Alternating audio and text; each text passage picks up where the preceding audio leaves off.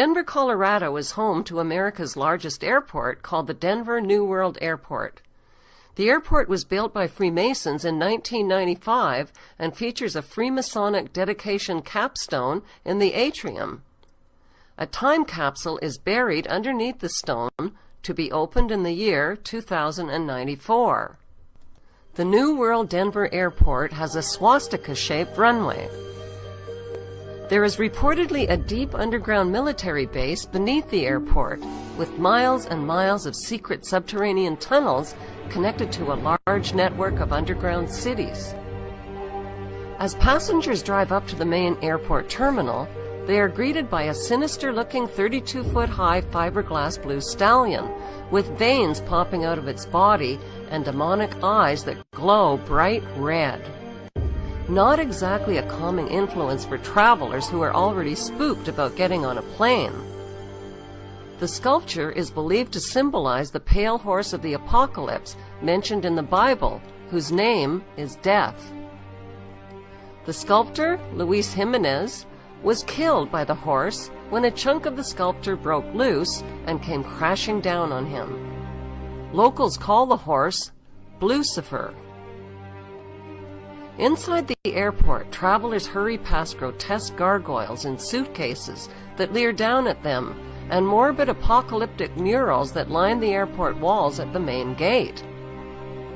4 panels of giant-sized wall murals in the baggage claim area tell a terrifying and prophetic story in pictures of how humanity's future is going to unfold.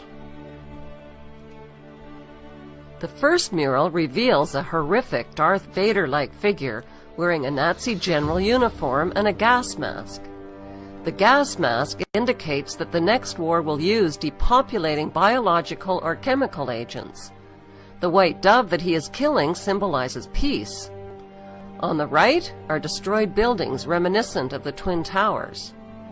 The Nazi general's scimitar sword has been swished through the air, leaving behind a rainbow chemtrail that poisons the air and ethnic population below it. On the left is an endless line of weeping women refugees holding dead babies. There is no trace whatsoever of violence to the dead children, who appear to have died from the deadly gas of the toxic rainbow. Why are there no men present? Presumably, they have all been killed. The Nazi general's scimitar sword that destroys peace is a symbol used by the Shriners, who are Freemasons. Freemasonry is a fraternity within a fraternity. Outwardly, it is a friendly charitable organization that conceals an inner brotherhood of the 33rd degree elect. The next airport mural shows a forest and a city in flames. The world's endangered animals and plants are extinct: buffaloes, whales, leopards, elephants, and sea turtles. The sickly haze and leaping flames suggest a nuclear or biochemical devastation. Children are the only survivors, and they are weeping over 3 open caskets of an African girl on the left, a native girl in the center, and a white Judeo-Christian girl on the right. They represent the death of the old black, red, and white root races to make way for the New World race. The dead white girl in the coffin holds a Bible and a yellow Juden star, which was used by the Nazis to identify Jews. It symbolizes the death of Judeo-Christian beliefs. Another child holds a Mayan tablet depicting the end of the Mayan calendar and the end of the world as we know it. In the third mural, the apocalyptic war has ended. Children of all nations are joyfully giving up their nation's sovereignty to the blonde-haired, blue-eyed German boy at the center. They are all turning over their weapons wrapped in their country's national flag to the German boy. The Bavarian jacket leaves no doubt whatsoever that the blonde-haired, blue-eyed boy is German. He symbolizes the Bavarian Illuminati. With an iron fist, the German boy destroys the weapons of war symbolized by the Nazi general's sword. The German boy uses a hammer, which symbolizes the hammer and sickle of communism. In the foreground, the Nazi general is dead, with doves of peace perched on his corpse. The German boy symbolizes a world leader and savior who brings peace through communism to a devastated world. In the fourth mural, the earth is restored, including the endangered species, the land, and water. This future world is populated not by adults, but by parentless children. What happened to the adults? The children are in a dance line that is led by the Scottish boy, who symbolizes Scottish Rite Freemasonry. Also, on the far left is an African woman carrying a snake banner. The parentless children of the world are celebrating the New World religion as they gather around and touch the light of Lucifer, who appears as a genetically engineered plant. The plant is a floral version of the colorful bird known as the Quetzalcoatl, or feathered serpent. It is symbolically inseparable from the morning star and Lucifer. The main theme of the Denver New World Airport murals is an apocalypse, with massive depopulation, extinction of species, the death of Judeo-Christian beliefs, and the birth of one world government, one world ruler, and one world religion. Here we find more eerie, bone-chilling paintings describing the apocalyptic story of humanity's future in pictures.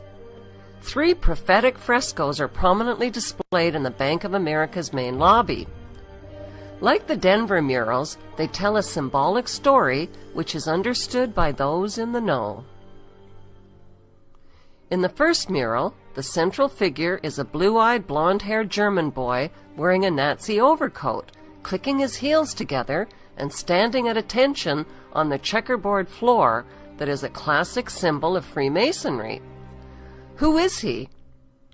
He is the same boy found in the Denver Airport mural, but he is older in this continuation mural.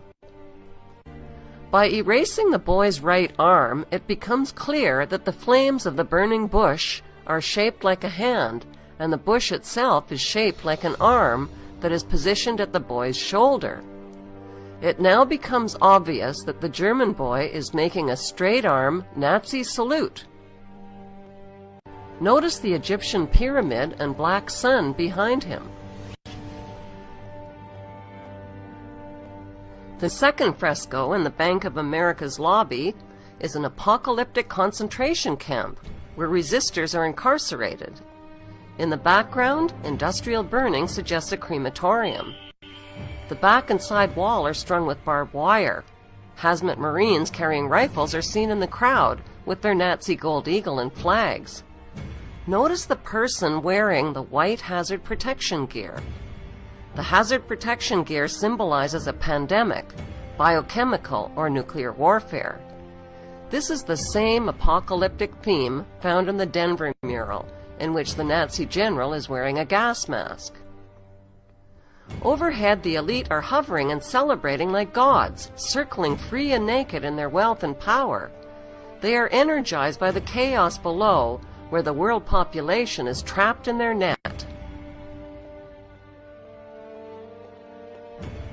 All races and creeds are caught in the net of riots and protests, including a Catholic bishop, a nun, and a handcuffed man.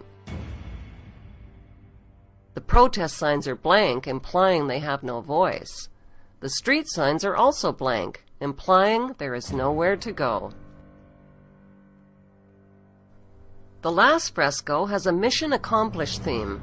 It illustrates the post-apocalyptic rebuilding era that creates order out of chaos. The red dragon in human form is etched into the hillside at the top of the fresco. He sleeps peacefully while the miners serve him. The prophetic murals that are featured at America's largest airport and America's largest bank express a New World Order agenda that is hidden in plain sight. The giant images, on display for all to see, are designed to be understood only by a few. The commissioned murals share common themes: an apocalypse, a new world order, and a central figure who is a blonde-haired, blue-eyed German boy.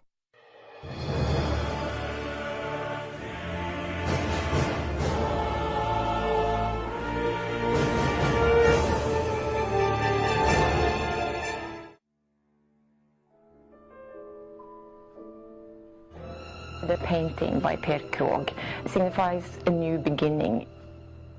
It's about the phoenix rising out of the ashes. Notice the giant mural that towers over the Security Council room.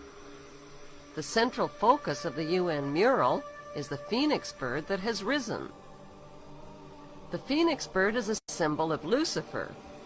Egyptians believed that the phoenix symbolized a god who rose to heaven in the form of a morning star like Lucifer after his fire immolation of death and rebirth. Notice that the phoenix bird is not standing above his own ashes. He is standing above his old skin. Like a snake, he has shed his old skin and is revealing himself as God at the center of the mural. At the top left, there is a church steeple without a cross. The missing cross symbolizes the death of Christianity. Below, a woman receives the rays of the sun god, while the man in front of her plays Pan's flute. To their right are two pyramid symbols and people joined together by a long blue serpent-like cloth. Below the risen phoenix, a sword is driven through a dragon beast. This represents the killing of old beliefs and religions that depicted Lucifer as a beast. The New World religion worships him as beautiful. In this post-apocalyptic mural, the military man standing on the tail of the beast represents worldwide military power. He tips his helmet to the elite, who are climbing out from underground cities where they safely hid from the apocalypse. In the main oval panel above the phoenix bird, a woman is holding flowers. She is the bride in a wedding ceremony. Who are these newlyweds that are kneeling submissively beneath the serpent in the overhead tree? The serpent in human form is tempting the little girl Eve, who accepts the apple. On the right side of the top panel, a reptilian green creature with scaly skin is dancing with a naked woman while musicians entertain him. The general message of the UN's Phoenix Rising mural is that humanity is stepping into a new Luciferic reality. Beneath this disturbingly prophetic mural, world leaders make global decisions that affect the lives of nearly 7 billion people.